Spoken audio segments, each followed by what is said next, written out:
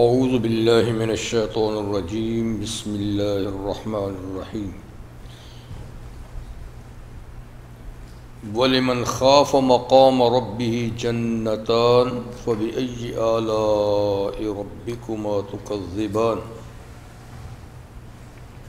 ذَوَاتَا أَفْنَانٍ فَبِأَيِّ آلَاءِ رَبِّكُمَا تُكَذِّبَانِ فِيهِمَا عَيْنَانِ تَجْرِيَانِ فَبِأَيِّ آلَاءِ رَبِّكُمَا تُكَذِّبَانِ فِيهِمَا مِن كُلِّ فَاكِهَةٍ زَوْجَانِ فَبِأَيِّ آلَاءِ رَبِّكُمَا تُكَذِّبَانِ مُتَّكِئِينَ عَلَى فُرُشٍ بَطَائِنُهَا مِنْ إِسْتَبْرَقٍ وَجَنَى الْجَنَّتَيْنِ دَانٍ فَبِأَيِّ آلَاءِ رَبِّكُمَا تُكَذِّبَانِ فِيهِنَّ قَاصِرَاتُ الطَّرْفِ لَمْ يَطْمِثْهُنَّ إِنسٌ قَبْلَهُمْ وَلَا جَانٌّ فَبِأَيِّ آلَاءِ رَبِّكُمَا تُكَذِّبَانِ كَأَنَّهُنَّ الْيَاقُوتُ وَالْمَرْجَانُ فَبِأَيِّ آلَاءِ رَبِّكُمَا تُكَذِّبَانِ هل جزاء الإحسان إلا الإحسان فبأي آلاء ربكما تكذبان صدق اللہ العظیم۔ سورۃ الرحمن کی آیت نمبر 46 سے 61 تک آیات آپ کے سامنے بھی تلاوت کی گئی۔ سورۃ الرحمن جس کو نبی کریم صلی اللہ علیہ وسلم نے عروس القرآن کا خطاب دیا، آپ نے فرمایا کل شیء عروس و عروس القرآن سورۃ الرحمن، یعنی ہر چیز کی ایک خوبصورتی اور زینت ہوتی ہے، اور قرآن حکیم کی خوبصورتی اور زینت سورۃ الرحمن ہے۔ اس کے 2 رکوع ہو چکے تھے اور اب یہ تیسرا رکوع یہاں سے شروع ہو رہا ہے۔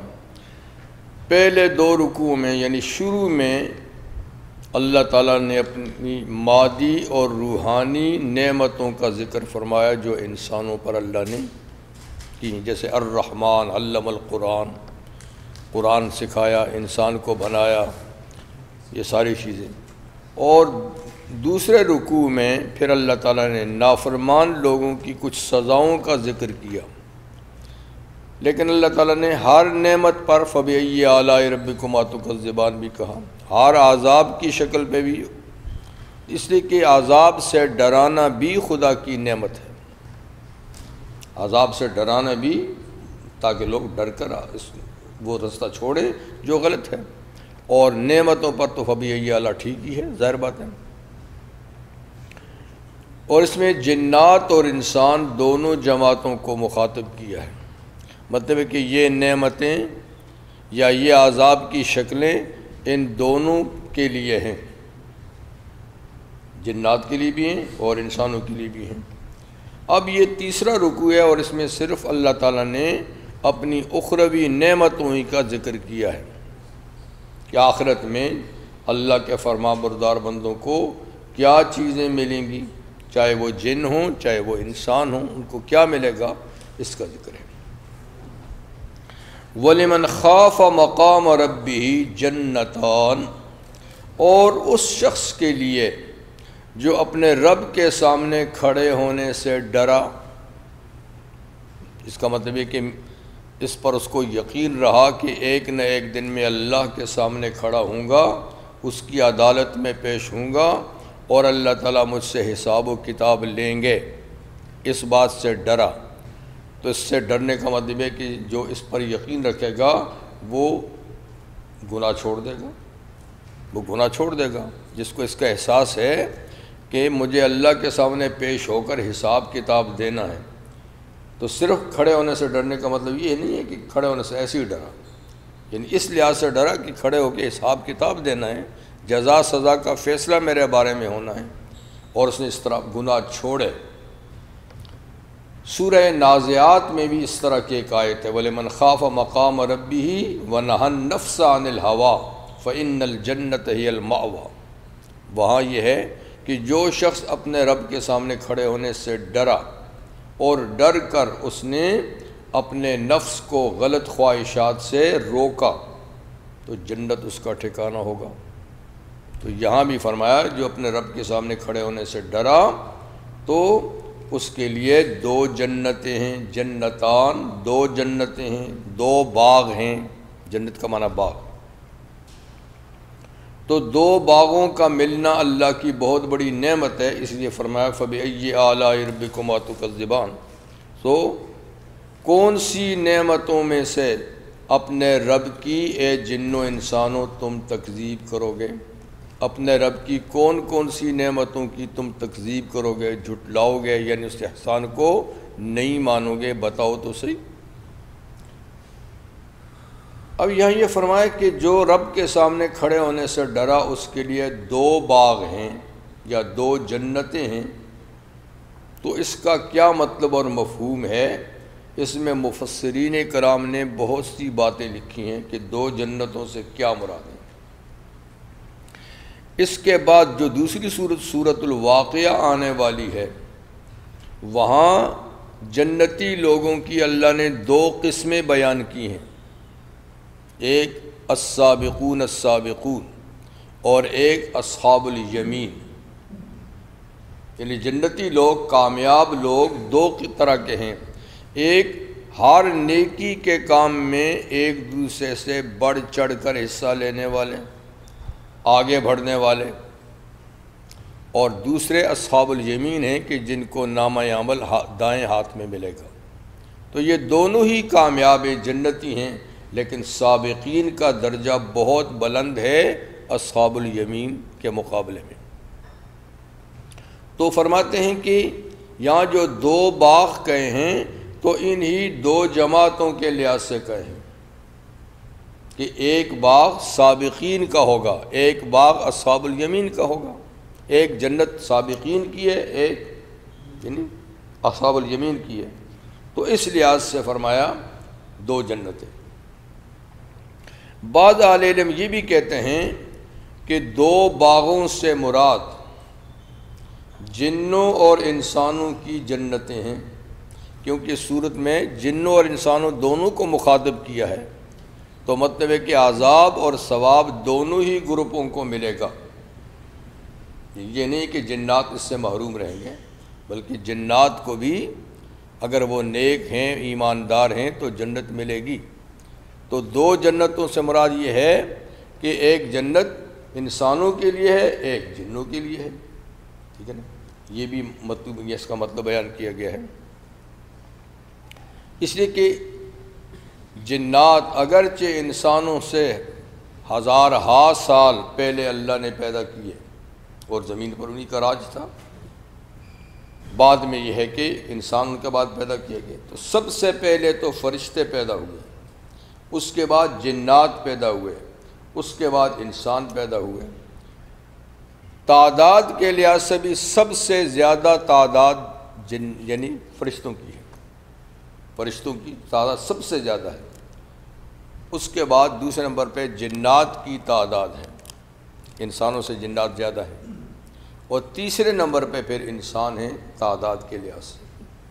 تو فرشتوں کے لیے تو جنت دوزخ نہیں ہے، اس لیے کہ وہاں ان کے ہاں نیکی بدی نہیں، نیکی ہی نیکی ہے، اور ان میں بدی کی گنجائش اللہ نے رکھی ہی نہیں ہے، لہذا ان کی نیکی کوئی باکمال نیکی بھی نہیں ہے۔ باکمال نیکی وہ ہوتی ہے جو برائی کو دبا کر کی جائے، دبانے کی بات ہی نہیں، اس لیے جنت ان کے لیے نہیں ہے، فرشتوں کے لیے، ٹھیک ہے نا؟ ہاں جنات اور انسان ایسی مخلوق ہیں کہ جن میں نیکی بدی دونوں کی صلاحیتیں اللہ نے رکھی ہیں، اسباب پیدا کیے ہیں، اور شریعت ان کو دی ہے، اور ان کو حکم دیا ہے کہ وہ بدی کو مغلوب کریں، نیکی کو غالب کریں۔ بدی کو مغلوب کریں، غالب کی تو جہنم میں سزا ملے گی، اور اگر اس کو مغلوب کیا، نیکی کو غالب کیا تو جنت ملے گی۔ تو ثواب عذاب اس 2 قوم کے لیے ہے، اوروں کے لیے نہیں ہے۔ تو بہرحال ایک مطلب یہ ہے کہ 2 جنتیں ہیں جو اللہ کے سامنے کھڑے ان سے ڈرا، یعنی جنات کے لیے بھی جنت ہے اور انسانوں کے لیے بھی جنت ہے۔ بعض اہل علم یہ بھی کہتے ہیں کہ یہ ہر آدمی کے لیے 2 جنتیں ہیں، ہر گروپ کے لیے نہیں بلکہ ہر آدمی کے لیے 2 جنتیں، چاہے وہ جن ہیں چاہے وہ انسان ہیں، ان کو 2 باغ ملیں گے۔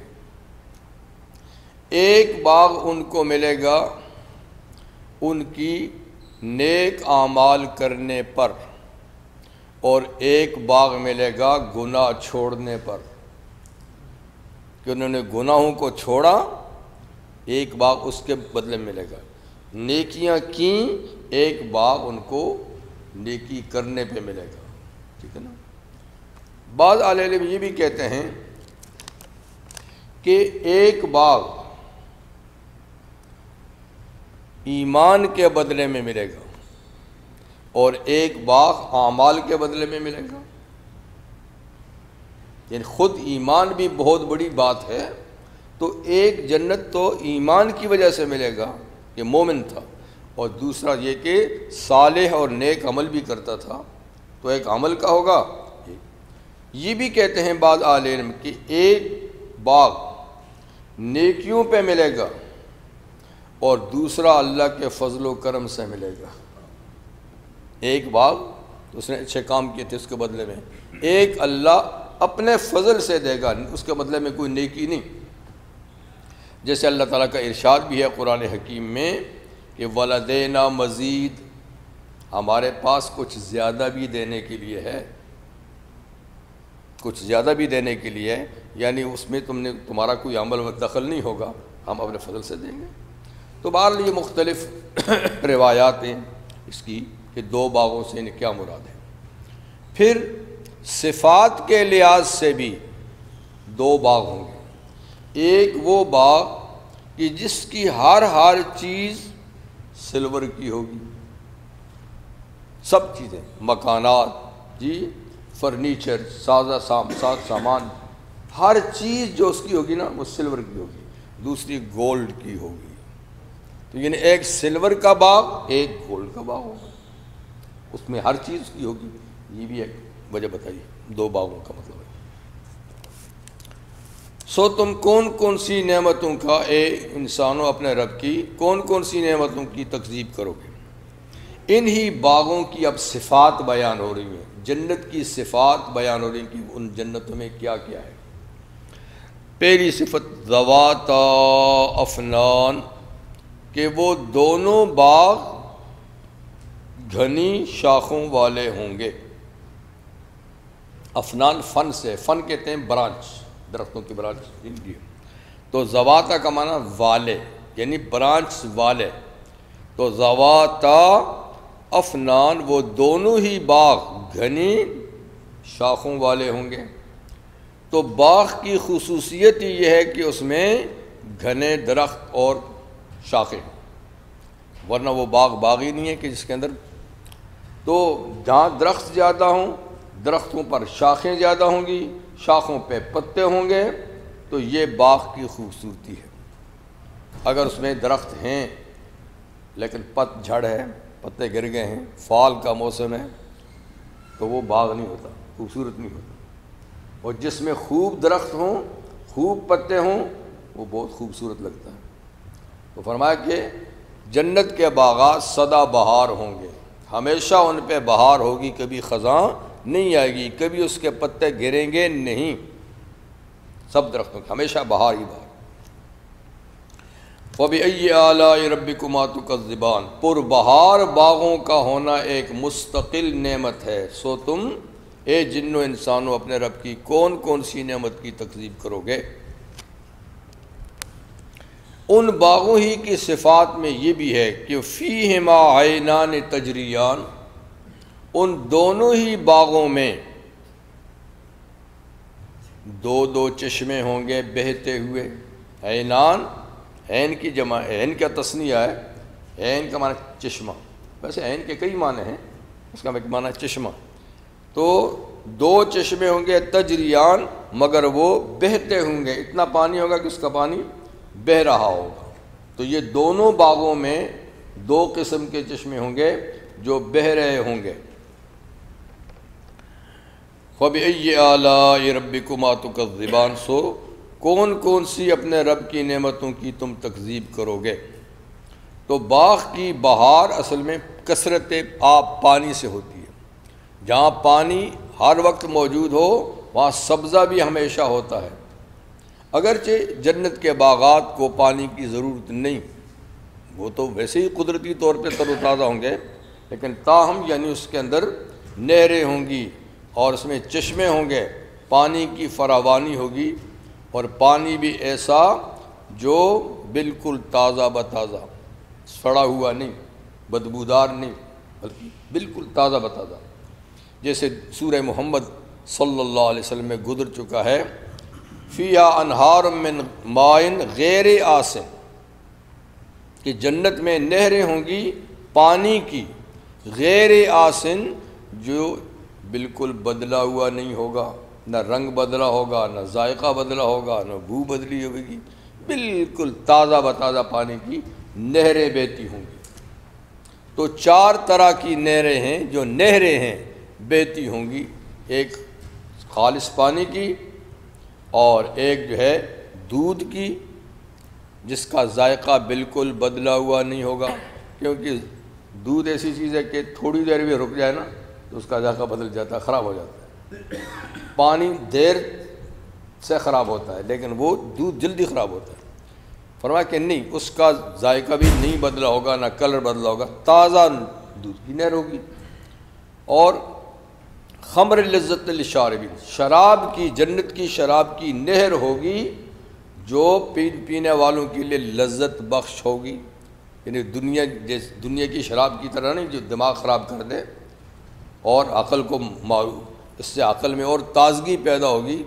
اور یہ جنت کی انہار من عسل مصفیٰ، اور چوتھی نہریں ہوں گی شہد کی، اور شہد بھی وہ مصفیٰ جو صاف ستھرا ہوگا، اس میں کوئی تنکے ونکے نہیں ہوں گے، جیسے دنیا میں شہد کو جب چھتے سے نکالتے ہیں تو اس میں کچھ تنکے ونکے بھی ان کو پھر صاف کرنا پڑتا ہے، تو وہ کہتا ہے صاف شدہ نہر ہوگی اس کی، وہ بھی بہتا ہوا ہوگا۔ یہ تو نہریں ہیں، اور یہ یہاں چشموں کا بھی ذکر ہے کہ پانی کے دو چشمے ہوں گے، ایک کو کہتے ہیں ایک کوثر، ایک سلسبیل، ایک کوثر، اور کوثر نہر بھی ہوگی جنت میں، کوثر کا چشمہ بھی ہوگا۔ فیہما من کل فاکہۃ زوجان، اور ان دونوں ہی باغوں میں من کل فاکہۃ، ہر طرح کے پھل ہوں گے، فروٹ ہوگا، اور وہ بھی زوجان، جوڑا جوڑا، ہر پھل کا جوڑا ہوگا، کھٹا میٹھا ترش۔ لوگوں کے مزاج ہوتے ہیں نا، کوئی بالکل میٹھا پسند کرتا ہے، کوئی ہلکا تھوڑا سا ترشی اس کو پسند کرتا ہے، تو ہر پھل جوڑا جوڑا ہوگا، ٹھیک ہے نا، جو آپ کو جی چاہے۔ آم ہوں گے تو جوڑا جوڑا ہوں گے، باقی جتنے بھی ہیں۔ فَبِأَيِّ آلَاءِ رَبِّكُمَا تُكَذِّبَانِ، سو کون کون سی اپنے رب کی نعمتوں کی تم تکذیب کرو گے اے جن و انسانوں۔ کچھ پھل ایسے ہیں کہ جن کے نام دنیا میں ہم جانتے ہیں، یہ پھل جنت میں بھی ہوں گے، مگر فرق ہے وہ اصلی ہوں گے، یہ اس کے مقابلے میں آرٹیفیشل، اس کے مقابلے میں۔ جیسے ہم ڈیکوریشن کے لیے پھل بنا کے رکھ دیتے ہیں گھر میں، بظاہر ایک ہی جیسا لگتا ہے لیکن وہ کھانے کے نہیں ہوتے۔ بس دنیا میں جو پھل ہیں اگرچہ کھانے کے ذائقے بھی ہیں، لیکن جنت کے مقابلے میں صرف نام کا اشتراک ہوگا کہ یہ کیلا ہے، ورنہ جنت کے کیلے زمین کے کیلے میں ہر پھل کا یہ ہوگا، ہر پھل کا یہ ہوگا۔ اور کئی پھل ایسے ہیں جن کو ہم نہیں جانتے، اس لیے کہ کئی ملکوں میں بھی مختلف قسم کے ہیں نا، دوسرے ملکوں کے پھلوں کا ہمیں پتہ نہیں ہے، لیکن جنت میں تو ہر طرح کے پھل ہوں گے، جو دنیا میں ہیں، جو دنیا میں نہیں، اللہ وہی پیدا کریں گے۔ متکئین علی فرش بطائنها من استبرق، یہ تو کھانے پینے کی چیزوں کا ذکر ہوا، اور اب نشست برخاست، آرام، راحت تو تکیہ لگائے ہوئے ہوں گے آل جنت علی فرشن، یعنی اپنے فرش پر، اپنے جو فراش ہیں، بیٹھنے کی جگہ ہیں، ان پر تکیہ لگائے ہوئے ہوں گے، ایسے فرشوں پر، فرش سے مراد یعنی آپ کہیں بیڈ ہو گئے یا جو نیچے بچھانے کی جو بھی چیز ہے، بطائنها من استبرق، کہ اس کا استر کہتے ہیں نا اندر کی چیز کو، جیسے کوٹ پہنتے ہیں نا تو کوٹ کے اندر بھی ایک کپڑا لگا ہوتا ہے، ایک بڑا غبار سے ہوتا ہے، تو بطائن اندر والے کو اس کو استر کہتے ہیں۔ تو ان بچھونوں کے جو استر ہوں گے، اندر کا حصہ ہوگا من استبرق، موٹے ریشم کا ہوگا۔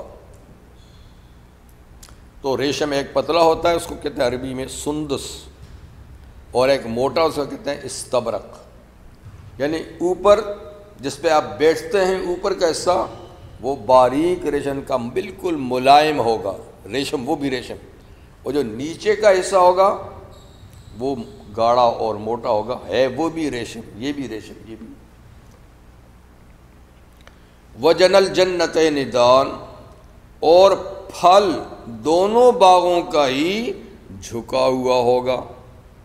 جنا کہتے ہیں پھل کو، اور دان کہتے ہیں جھکا ہوا، مطلب کہ آدمی جس حال میں بھی جنتی بیٹھا یا لیٹا ہوگا، اس کو پھل توڑنے کے لیے حالت بدلنی نہیں پڑے گی، یعنی جو ہی جی میں آیا کہ فلاں پھل کھاؤں، تو لیٹا ہے تو بیٹھنے کی ضرورت نہیں، بیٹھا ہے تو کھڑے ہونے کی ضرورت نہیں، جی ہاتھ بڑھانے کی بھی ضرورت نہیں، پھل باغوں کے خود جھک کر پاس آ جائیں گے، جو ہی اس کا ارادہ ہوگا پھل خود، تو دونوں قسم کے باغوں کے پھل یعنی جھکے ہوئے ہوں گے، جھک کر اس کے پاس پہنچائیں گے، بس جس حال میں ہے، ہاتھ اس طرح پہ ہیں تو ہاتھ کے پاس آ جائے گا، بھائی توڑ دو، بس ہاتھ کو اٹھانے کی ضرورت نہیں ہے جی۔ فَبِأَيِّ آلَاءِ رَبِّكُمَا تُكَذِّبَانِ فِيهِنَّ قَاصِرَاتُ الطَّرْفِ، انسانی زندگی جو ہے نا یہ اجتماعی زندگی ہے، مل جل کر رہنے کی زندگی ہے، انسان تنہائی میں زندگی نہیں گزار سکتا، مدنی الطبع ہے، شہری مزاج کا ہے، اجتماع چاہتا ہے، اپنے ساتھ کوئی دوسرا آدمی بھی چاہتا ہے، یعنی جانوروں کی طرح نہیں ہے کہ ذرا بڑے ہوئے تو کوئی کدھر گیا کوئی کدھر گیا، انسان ایسا نہیں رہ سکتا، اس لیے اس کو اجتماع چاہیے، اور اجتماع اکٹھا ہونا سب سے پہلے یہ میاں بیوی کا ہوتا ہے، سب سے پہلے اجتماعی زندگی جہاں سے سٹارٹ ہوتی ہے وہ میاں بیوی سے سٹارٹ ہوتی ہے، اسی سے پھر آگے نسل بڑھتی ہے، پھر مجمع ہوتا ہے، پھر سلسلہ آگے بڑھتا ہے۔ اس لیے فرمایا کہ اس نعمت سے بھی جنت میں محروم نہیں ہوں گے، اور اجتماعی زندگی حاصل ہوگی جیسے دنیا میں تھی۔ دنیا میں تو اس کے اور بھی اغراض و مقاصد ہیں کہ انسان میں نفسانی خواہشات اس کی تکمیل، وہاں تو خواہشات نہیں ہوں گی، اور یہاں نسل بڑھانا بھی مقصود ہوتا ہے، وہاں تو نسل کا مسئلہ بھی نہیں ہے، لیکن تاہم اجتماعی زندگی کی ضرورت وہاں بھی پڑے گی۔ کہ ایک جنتی بہت بڑی جنت میں اکیلا کیا کرے گا، تو اس کو چاہیے، اس لیے فرمایا کہ اس کے لیے بھی انتظام ہوگا، اور اس میں دو طرح کا انتظام ہوگا، ایک تو وہی خواتین جو دنیا میں تھیں، اگر وہ نیک اتوار خوش خصال جی تو یہ بھی جنت میں جائیں گی، اور اللہ نے کیا میاں بیوی دونوں ہی نیک سے تو یہ جوڑا وہاں بھی اسی طریقے سے ہوگا۔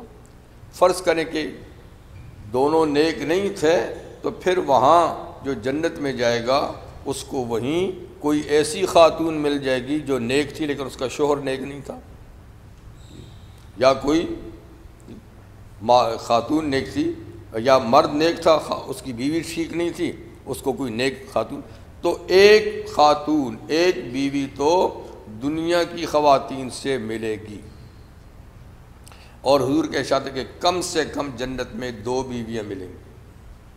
تو 2 سے مطلب یہ ہے کہ ایک دنیا والی ہوگی، ایک وہ جو جنت ہی میں اللہ نے اس کو پیدا کیا ہے، جس کو کہتے ہیں حور، حور۔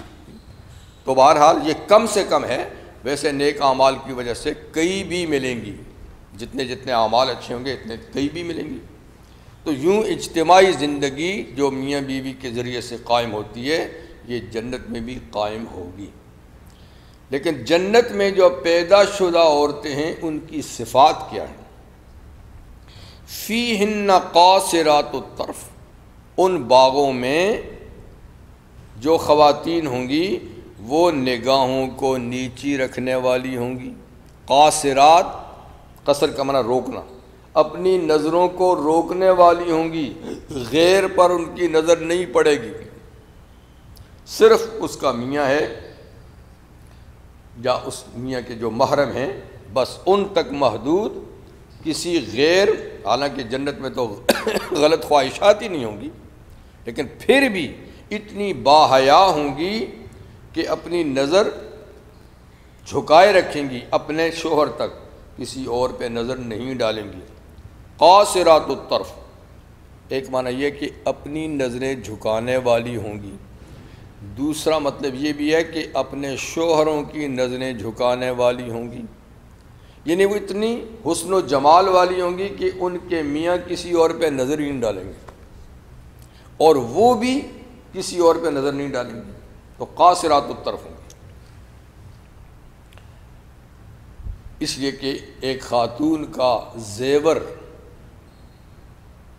حیا ہے، یہ نہیں کہ مرد کا نہیں ہے، یعنی حیا ایک ایسی صفت ہے جو مرد میں بھی قابل تعریف ہے، عورتوں میں بھی قابل تعریف ہے، اور دونوں میں ہونی چاہیے۔ حضور نے فرمایا کہ حیا شعبۃ من الایمان، یہ ایمان کا بہت بڑا حصہ ہے، مردوں میں بھی ہو عورتوں میں بھی ہو، لیکن عورتوں میں مردوں کی نسبت سے یہ چیز زیادہ ہوتی ہے، بشرطے کہ عورت بھی عورت ہو۔ اللہ تعالیٰ نے ایک نبی کی بیٹی کی حیا کا قرآن میں ذکر کیا، حضرت شعیب علیہ السلام، کہ موسیٰ علیہ السلام جب ہجرت کر کے مدین پہنچے تو وہ لمبا قصہ میں اس کو نہیں چھڑتا، لیکن بہرحال وہ مسافر تھے تو سیدھے کنویں کے پاس گئے، کنویں پہ لوگ جانوروں کو پانی پلا کر جا رہے تھے، تو شعیب علیہ السلام کی 2 بیٹیاں تھیں، بیٹا کوئی نہیں تھا اور خادم کوئی نہیں تھا، تو یہ خدمت جانوروں کی بیٹیاں کرتی تھیں۔ وہ بیچاری پیچھے جانوروں کو روکے ہوئے کھڑی تھیں کہ یہ مرد لوگ جائیں پھر ہم اپنے جانوروں کو پانی پلائیں، اس جم گھٹے میں ہم نہیں جا سکتے۔ خیر وہ تو روکے ہوئی تھی۔ موسیٰ علیہ السلام اگرچہ مسافر تھے، پردیسی تھے، لیکن اللہ کے نبی تھے، اس زیادتی کو برداشت نہ کر سکے کہ بھئی یہ صنف نازک ہیں، تم ہٹے کٹے لوگ ہو، پہلے ان کے جانوروں کو پانی پلا کے جانے دو پھر تم پلاؤ۔ لیکن وہ بھی ایسے ہی لوگ تھے، وہ جٹ اپنے جانوروں کو پلا رہے ہیں، ان کو پوچھتے بھی نہیں، وہ جانوروں کو روک رہی ہیں۔ موسیٰ علیہ السلام اٹھے اور سیدھے ان کے پاس گئے کہ تم نے اپنے جانوروں کو کیوں روکا ہوا، تم پانی پہ کیوں نہیں لاتی؟ انہوں نے کہا جناب آپ دیکھ لیجیے کہ سارے مرد حضرات ہیں، ان کا جھمگٹا ہے، تو ہم اس وقت تک پانی نہیں پلا سکتی حتیٰ یصدر الرعاء، جب تک کہ یہ چروائے جانوروں کو پانی پلا کے چلے نہ جائیں، کنواں خالی نہ ہو۔ اور پھر ہم صنف نازک کہ یہ اس کو ڈھانپ پہ بھی چلے جاتے ہیں، بھاری پتھر رکھ کے بھی چلے جاتے ہیں، تو بچا کھچا پانی کیچڑ ویچڑ جو ہے وہ ہماری جانوروں کو لے رہ جاتا ہے۔ تو آپ نے فرمایا نہیں، یہ انصاف کے خلاف ہے، آؤ تم آؤ میرے ساتھ۔ آپ آئے، اتنے میں وہ پانی پلا کے جا چکے تھے، بھاری پتھر بھی رکھ لیا، انہوں نے تنہائی پتھر اٹھایا جس کو 10 آدمی مشکل اٹھاتے تھے، اٹھا کر پرے رکھا، پانی کھینچا، ان کی بکریوں کو پلایا، کہا جاؤ، پھر ڈھک بھی دیا۔ اس لیے کہ اللہ کے نبی میں اللہ جو طاقت رکھتے ہیں وہ کسی دوسرے آدمی میں نہیں ہوتی، اکیلے۔ پھر جا کے درخت کے نیچے لیٹ گئے۔ آج بچیاں ذرا وقت سے پہلے گھر پہنچ گئیں، تو باپ نے پوچھا آج کیسے جلدی آ گئی ہے؟ انہوں نے قصہ سنایا کہ ایسا خدا کا بندہ وہاں تھا، کہا جاؤ اس کو بلا کر لاؤ، وہ کوئی مسافر ہوگا، پردیسی ہوگا، اس کو کھانا وانے کی ضرورت ہوگی۔ تو ایک بیٹی کو بھیجا، اسی کا اللہ نے ذکر کیا ہے، تمشی علی استحیاء، وہ چلی آ رہی تھی شرم و حیا کا پتلا بنے ہوئے، نظریں جھکوی، لپٹی لپٹائی آ رہی تھی۔ تو اللہ نے اس کی صفت بیان کی، تمشی الاستحیاء، وہ حیا کا مرقع بن کے چلی آ رہی تھی۔ تو مطلب یہ کہ حیا عورت میں زیادہ ہوتی ہے، اور ویسے مردوں میں بھی چاہیے۔ اور حضور صلی اللہ علیہ وسلم نے فرمایا کہ پہلی امتوں، پہلے نبیوں کی تعلیمات میں جو بات آج تک بھی چلی آ رہی ہے، یعنی ان کی تعلیمات کا کئی حصہ تو ان کے ساتھ ختم ہو گیا، لیکن جو حصے ان کی تعلیمات کے اب تک ہیں اس میں ایک یہ بھی ہے، الا اذا لم تستحی فاصنع ما شئت، کہ اے آدمی، اے انسان، جب تجھ میں حیا نہیں پھر جو جی چاہے کر۔ حیا ہی یعنی انسان کو بہت سی چیزوں سے روکتی ہے، جب حیا چلی جائے سارا راستہ کھلا ہے۔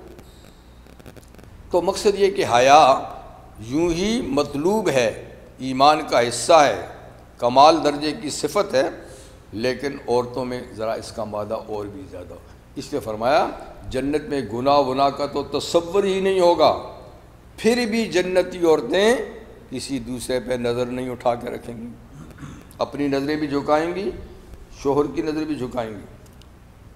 ایک تو یہ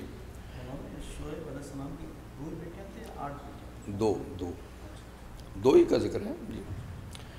لم یطمثہن انس قبلہم ولا جان، کہ نہیں چھوا ہوگا ان عورتوں کو کسی انسان نے ان سے پہلے، یعنی ان شوہروں سے پہلے، نہ کسی جن نے۔ وہ اتنی محفوظ ہوں گی کہ اپنے شوہر سے پہلے کبھی ہاتھ تک نہیں لگایا ہوگا کسی انسان نے، نہ کسی جن نے، ایسی محفوظ ہوں گی۔ تو وہ ان کو دیں گے۔ اللہ نے دوسری کا فرمایا زوجناہم بحور عین، ہم موٹی آنکھ والی خوبصورت عورتوں کے ساتھ ان جنتیوں کی شادی کرا دیں گے۔ زوجناہم تزویج، شادی کرا دیں گے جی۔ تو ایک تو وہ ہوں گی، اور ایک میں نے کہا وہی دنیا کی کوئی مسلمان عورت، چاہے اس کی پہلے بیوی تھی یا کوئی اور مسلمان عورت تھی، وہ بھی ملے گی، لیکن وہ حسن و جمال میں وہاں کی عورتوں سے بھی زیادہ ہوگی، وہ حوروں سے بھی زیادہ حسن و جمال والی ہوگی، کمال والی بھی ہوگی۔ اس لیے کہ یہ تو نیکی کر کے جنت میں جا رہی ہے، اس کے لیے تو بدی تھی ہی نہیں، وہ تو پیدا ہی وہی ہوئی ہے، وہ تو اللہ نے جیسے پیدا کی ایسی رکھی ہوئی ہے۔ تو وہ کمال نیکی نہیں جس کو بدی کا رستہ ہی معلوم نہیں، لیکن جو برائی کو عبور کر کے جائے گی اس کا مقام، یہ اس کی سردار ہوگی، دنیا والی جنت والیوں کی سردار ہوگی جیسا کہ تو بہرحال یہ کم سے کم دو، ٹھیک ہے۔ فَبِأَيِّ آلَاءِ رَبِّكُمَا تُكَذِّبَانِ۔ اب جان سے مراد جنات، جن ایک ہے نا، جن ایک ہے تو جان جنات ہے نا، یعنی کسی جنات میں سے نے کسی جن نے بھی اس کو نہیں چھوا ہوگا۔ اچھا جی، تو یہ اللہ نے بہت ہی جنت کے مادوں میں سے کسی چیز سے بنائی ہوں گی، یہ انسانوں کی طرح خاکی مادے سے نہیں بنی ہوں گی۔ بعض کہتے ہیں کہ یہ مسک، کستوری اور زعفران جو جنت کے ہوں گے، خوشبو والی چیزیں، اس مادے سے اللہ ان کو بنائے گئے حوروں کو، وہ یعنی مٹی کے مادے سے نہیں ہوں گے۔ صفائی اور ستھرائی میں کأنہن الیاقوت والمرجان، جیسے کہ وہ عورتیں یاقوت اور مونگے ہوں، یعنی اتنی صاف اور شفاف ہوں گی جیسے یاقوت ایک قیمتی پتھر ہے چمکدار، اور والمرجان، مرجان مونگے جو سمندر میں ایک درخت پیدا ہوتا ہے اور اس کے اوپر جو شگوفے ہوتے ہیں، اس شگوفے میں جو چیز ہوتی ہے نا اس کو مرجان کہتے ہیں۔ تو بہرحال وہ جیسا موتی ہوتا ہے نا، ایک موتی ہے ایک مونگا ہے، تو موتی تو سیپ میں بنتا ہے، مونگا یعنی کسی درخت جو سمندری میں ہوتا ہے، اس درخت کے اوپر اس کا پھل سمجھیے آپ، شگوفہ ہوتا ہے، شگوفے میں وہ مونگا ہوتا ہے، اسی کو مرجان کہتے ہیں۔ تو یعنی سوز انتہائی صفائی ستھرائی جی۔ دوسرے کا فرمایا کأنہن بیض مکنون، جیسے کہ وہ صفائی ستھرائی میں انڈا ہے چھپایا ہوا، جیسے انڈا ویسے ہی سفید ہوتا ہے، صاف ستھرا ہوتا ہے، لیکن اگر اس کو نکلتے ہی چھپا کے رکھ دیں تو اوپر کوئی گرد و غبار پڑی نہ ہو، زیادہ صاف ہوتا ہے۔ تو یہ یعنی ان کی صفات ہوں گی۔ فَبِأَيِّ آلَاءِ رَبِّكُمَا تُكَذِّبَانِ۔ پھر اللہ فرماتے ہیں حَلْ جَزَاءُ الْإِحْسَانِ إِلَّا الْإِحْسَانُ، بات یہ ہے کہ نیکی کا بدلہ نیکی ہی ہوتا ہے، اچھائی کا بدلہ اچھائی ہوتا ہے، اور ان لوگوں نے دنیا میں اچھائی کی تھی، آج ان کو اس کا اچھا بدلہ ملا۔ فَبِأَيِّ آلَاءِ رَبِّكُمَا تُكَذِّبَانِ۔ وَمِن دُونِهِمَا جَنَّتَانِ، یہ تو اعلیٰ درجے کے دو باغ ہیں، فرمایا کچھ دوسرے درجے کے بھی دو باغ ہیں۔ وَمِن دُونِهِمَا، ان دونوں باغوں کے سوا، جنتان، دو باغ اور بھی ہیں۔ یہ وہی ہیں کہ وہ سابقین کے ہیں، یہ اصحاب الیمین کے ہیں۔ تو چونکہ درجے میں یہ کم ہیں، ان کے باغ بھی ان سے کم ہیں۔ لیکن بات یہ ہے کہ جنت میں کوئی شخص کسی دوسرے کی نعمت پہ رشک نہیں کرے گا۔ ہر آدمی کو اپنا باغ، اپنی جنت اتنی پسند ہوگی کہ وہ دوسری پہ نظر ہی نہیں ڈالے گا۔ جیسے دنیا میں ہم کہتے ہیں فلانے کا گھر اچھا ہے، میرے گھر سے نہیں، یہ بات نہیں ہوگی۔ ہر شخص کی جنت اس کو سب سے اچھی لگے گی، اگرچہ وہ مراتب کے لحاظ سے نیچے بھی ہو۔ تو یہ ان دونوں جنتوں کے سوا، یعنی دو جنتیں، دو باغ ہیں جو اصحاب الیمین کے ہیں۔ فَبِأَيِّ آلَاءِ رَبِّكُمَا تُكَذِّبَانِ، یہ بھی اللہ کی گراں قدر نعمتیں ہیں، سو تم اپنے رب کی کون کون سی نعمت کی تکذیب کرو گے۔ ان جنتوں کی صفات یہ ہیں کہ مدہامتان، گہرے سبز رنگ کے باغ ہوں گے۔ ایک تو معمولی سبز ہے نا، ایک گہرا سبز، تو یہ گہرے سبز یعنی اس کے پتے گہرے سبز رنگ کے ہوں گے۔ جو گہرا سبز رنگ ہوتا ہے نا، یہ مائل بسیاہی ہوتا ہے، یہ دور سے آپ کو سیاہ نظر آئے گا، سیاہ نہیں ہوتا ہے تھا، یعنی بہت گہرا سبز ہے، لیکن جو چیز زیادہ گہری سبز ہو وہ سیاہ نظر آتی ہے۔ تو مطلب کہ یہ باغ بھی ایسے ہیں کہ گہرے سبز رنگ کے باغ ہوں گے۔ فَبِأَيِّ آلَاءِ رَبِّكُمَا تُكَذِّبَانِ، ان باغوں میں بھی فِيهِمَا عَيْنَانِ نَضَّاخَتَانِ، ان دونوں باغوں میں بھی دو چشمے ہوں گے ابلتے ہوئے، وہاں تھا نا بہتے ہوئے، یہاں ابلتے ہوئے، فوارے کی طرح ابلتے ہوئے، اور وہاں بہتے ہوئے چشمے تھے، اس میں ابلتے ہوئے چشمے ہیں۔ فَبِأَيِّ آلَاءِ رَبِّكُمَا تُكَذِّبَانِ فِيهِمَا فَاكِهَةٌ وَنَخْلٌ وَرُمَّانٌ، ان دونوں باغوں میں بھی پھل ہوں گے۔ اگر من کل فاکہۃ، ہر طرح کے پھل، یہاں فرمایا پھل، تو ان دونوں باغوں میں بھی پھل ہوں گے۔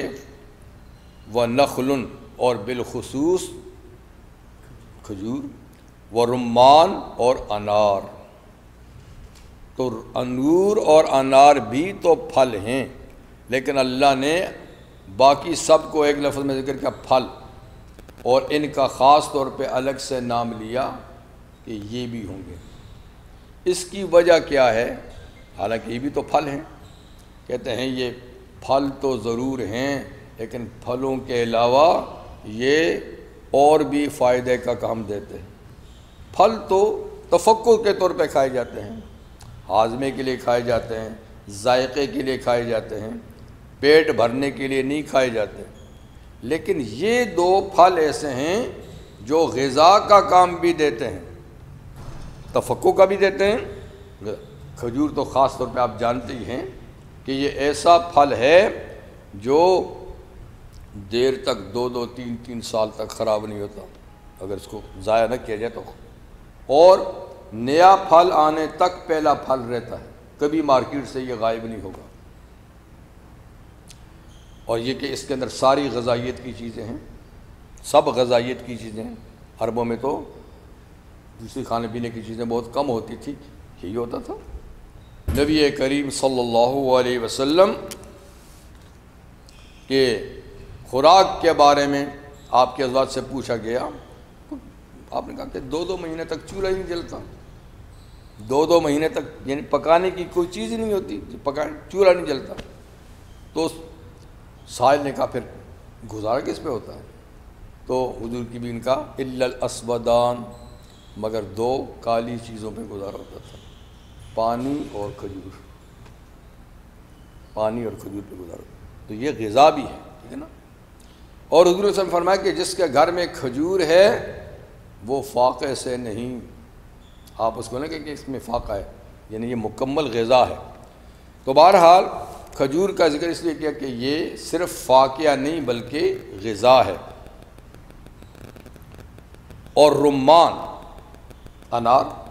انار بھی فواکہ میں سے ہے، لیکن یہ بھی اصل میں غذا ہے اور دوا بھی ہے، اس لیے کہ یہ انار جو ہیں یہ 3 قسم کے ہوتے ہیں، ترش کھٹے، میخوش اور شیرین، 3 قسمیں ہیں۔ اس میں جو ترش ہوتا ہے وہ اچار چٹنی میں استعمال ہوتا ہے، کھا نہیں سکتا آدمی، اور جو میخوش ہوتا ہے درمیانہ، یہ صفراوی بیماریوں کا علاج ہے۔ صفرائی ایک بیماری ہے، اس بیماری کا یہ علاج ہے۔ وہ کہتے ہیں نا کہ 100 بیمار یک انار۔ اور جو شیرین ہے وہ فاقیہ ہے، وہ کھاتے ہیں بہت زیادہ۔ قندھار کا تو ماشاءاللہ کیا بات ہے، پوچھیے ان سے۔ ہاں، قندھار کا انار تو احمد شاہ ابدالی جو ہے نا، احمد شاہ ابدالی، وہ فتح کرتے کرتے دہلی کو پہنچ کے دہلی بھی فتح کر لی اس نے، لیکن وہاں رک نہ سکا، اس لیے کہ کہا اینجا انار قندھار کو جاست، میں واپس جاتا ہوں، یہاں قندھار کے انار نہیں ہیں، لہذا فتح کیا دہلی اناروں کے لیے چھوڑ کے پھر قندھار آ گئے۔ تو بہرحال مشہور ہے۔ تو یہ شیرین جو ہوتا ہے میٹھا، یہ تفقع ہے، اور میخوش علاج ہے، اور ترش اچار چٹنی کے لیے۔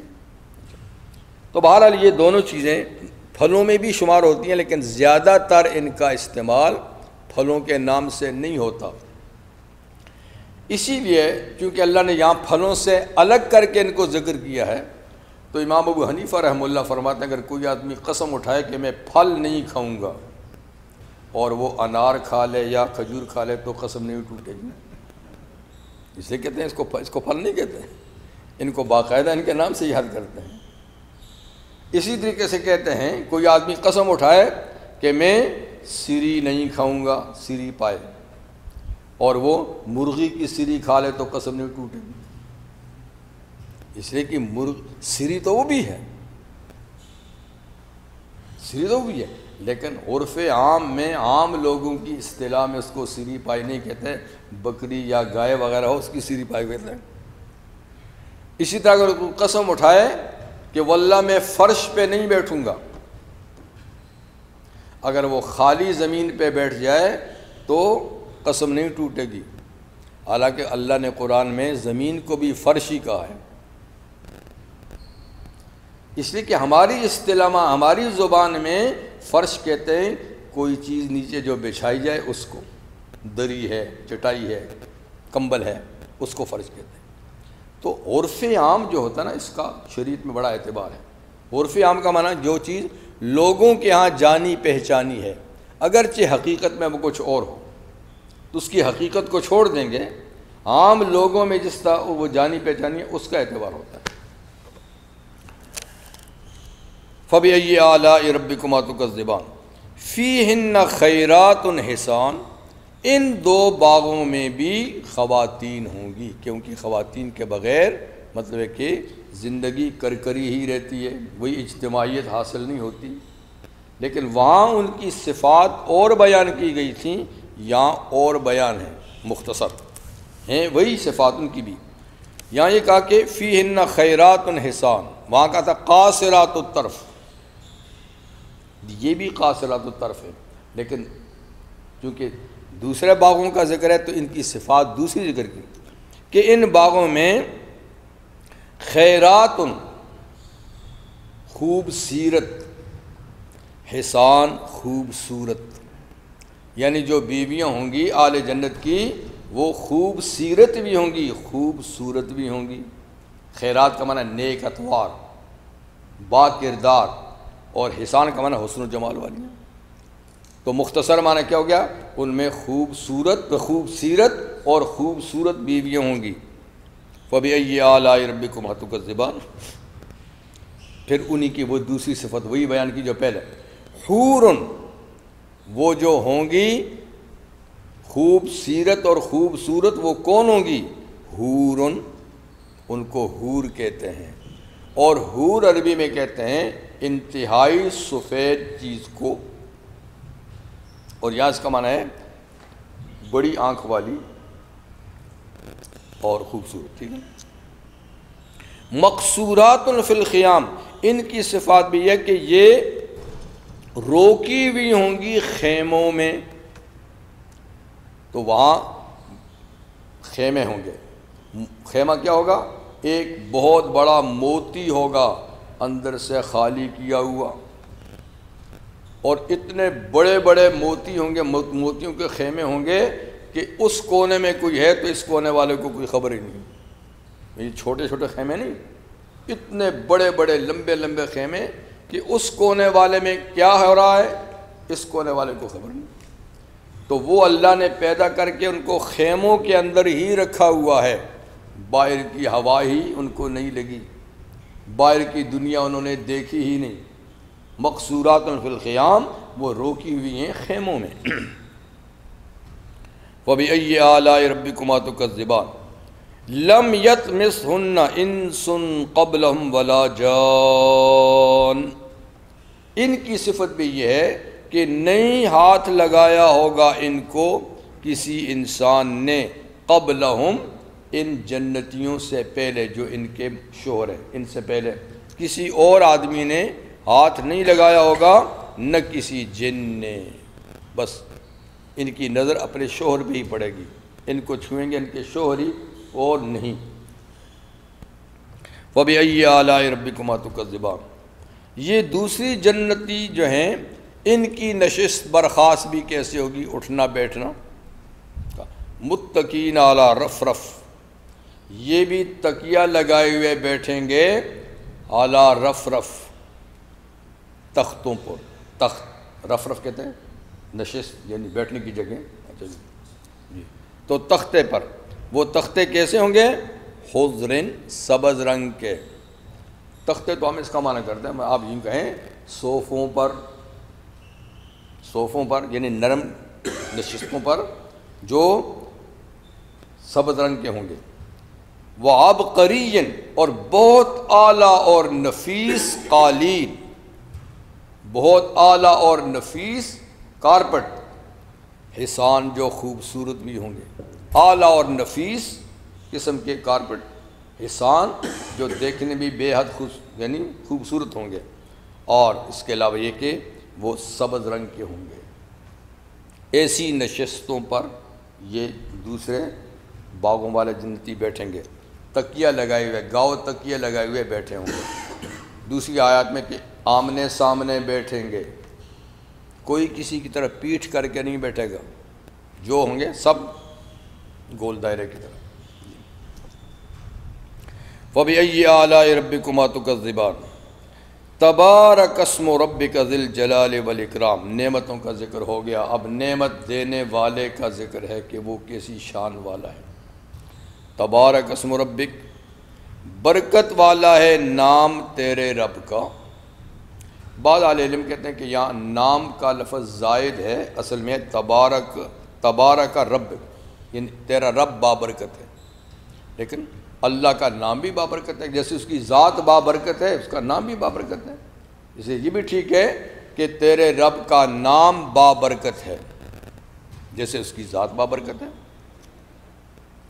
تو بابرکت ہے تیرے رب کا نام، جی، ذی الجلال، جو بزرگی والا ہے، عزت والا ہے، اور والاکرام احترام، اکرام کا معنی احترام، تو دونوں کا معنی یہ جلال بزرگی کو کہتے ہیں، بڑا اکرام عزت کو کہتے ہیں، یعنی اللہ کا نام، آپ کے رب کا نام کیا ہے؟ ذل جلال بزرگی والا ہے، اور اکرام عزت و احترام والا ہے۔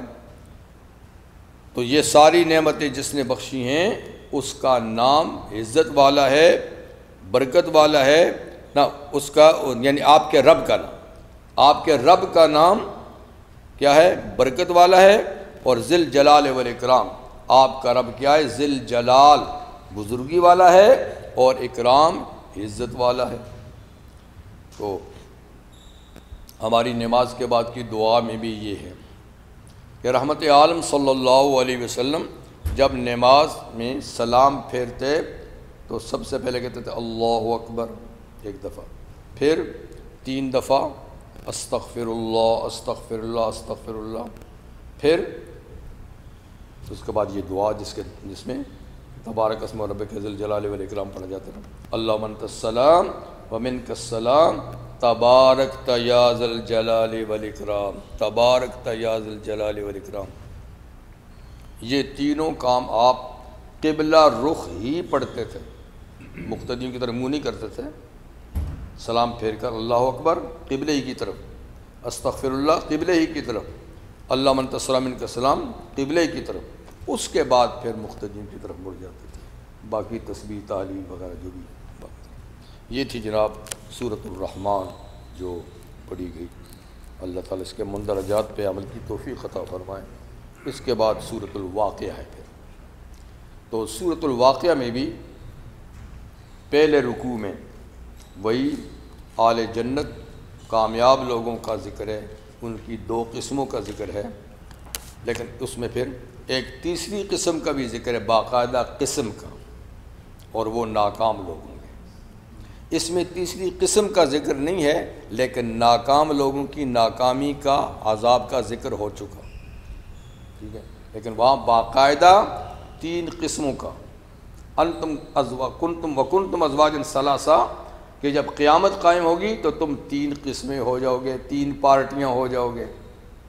تو آپ یعنی دنیا میں بے شمار پارٹیاں ہیں، مذاہب ہیں، لوگ ہیں نظریات کے، لیکن قیامت کا دن جب قائم ہوگا تو سب 3 پارٹیاں ہو جائیں گی، 2 پارٹیاں کامیاب لوگوں کی، ایک ناکام لوگوں کی۔ کامیاب وہی سابقون اصحاب الیمین، اور ناکام اصحاب الشمال، جن کو نامہ عمل بائیں ہاتھ میں ملے گا۔